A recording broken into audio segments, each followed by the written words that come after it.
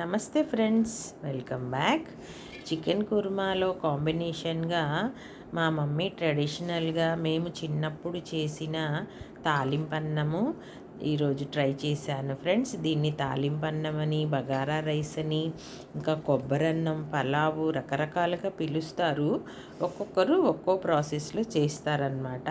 నాకు మా చిన్నప్పుడు మా మమ్మీ చేసిన ప్రాసెస్ నచ్చింది, అందుకని ఈరోజు ట్రై చేశాను. దానికోసమని ఓ మిక్సీ జార్లో ఒక కప్పు పచ్చి కొబ్బరి ముక్కలు, ఇంకా ఒక కప్పు ధనియాలు వేసుకుని మెత్తగా పౌడర్ చేసి ఒక గిన్నెలో వేసుకుని తగినంత వాటర్ పోసి బాగా మరిగించుకుందాం. తరువాత దానిని ఒక జాలీ గిన్నెలో వేసి స్టైన్ చేసుకొని పక్కన ఉంచుదాం. ఇప్పుడు మన బగారా రైస్ కోసమని తసలా పెట్టుకుని ముందు కొంచెం ఆయిల్, తర్వాత ఘీ వేసుకుందాం.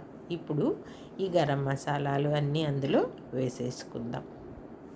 అవి కొంచెం వేగాక ఇంపార్టెంట్ ఇంగ్రీడియంట్ షాజీరా అన్నమాట. ఇది బగారా రైస్లో కంపల్సరీగా ఉండాలి ఫ్రెండ్స్, దీని టేస్ట్ బాగుంటుంది. ఇప్పుడు ఉల్లిపాయలు వేసి ఓ 3-4 పచ్చిమిర్చిని వేసుకుని, తర్వాత అల్లం వెల్లుల్లి పేస్ట్, జీడిపప్పులు, ధనియా, పుదీనా ఆకులు వేసి బాగా వేగినాక మనం మరిగించుకున్న ఈ మసాలా వాటర్ని అందులో వేసేసుకుందాం. తగినంత సాల్ట్ వేసి, ఇంకా గరం మసాలా కూడా వేసి మూత పెట్టుకుని వాటర్ని బాయిల్ అవ్వనిద్దాం. ఇవి ఆల్రెడీ బాయిల్ అయిన వాటరే కాబట్టి చాలా త్వరగా ఎసరు అనేది మరుగుతుంది ఫ్రెండ్స్. చూశారు కదా, ఇలా చక్కగా మరుగుతున్నప్పుడు మనం నానబెట్టుకున్న బియ్యాన్ని ఇందులో వేసేద్దాం.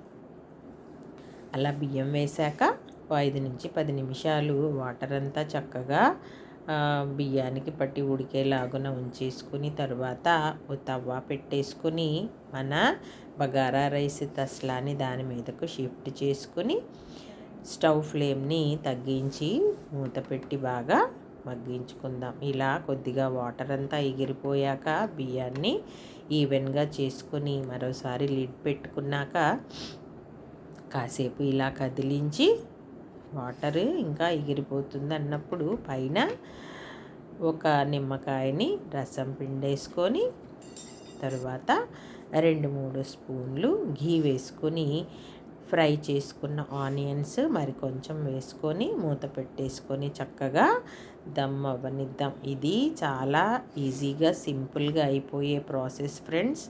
దీని టేస్ట్ కూడా సూపర్గా ఉంటుందన్నమాట. మేము చిన్నప్పుడు మా మమ్మీ పండగలు ఇప్పుడు వచ్చినా సరే దీన్ని చాలా పెద్ద అమౌంట్లో చేసి అందరికీ ఇచ్చేవాళ్ళు అనమాట. మీకు కూడా నచ్చింది కదా, ప్లీజ్ లైక్ అండ్ సబ్స్క్రైబ్.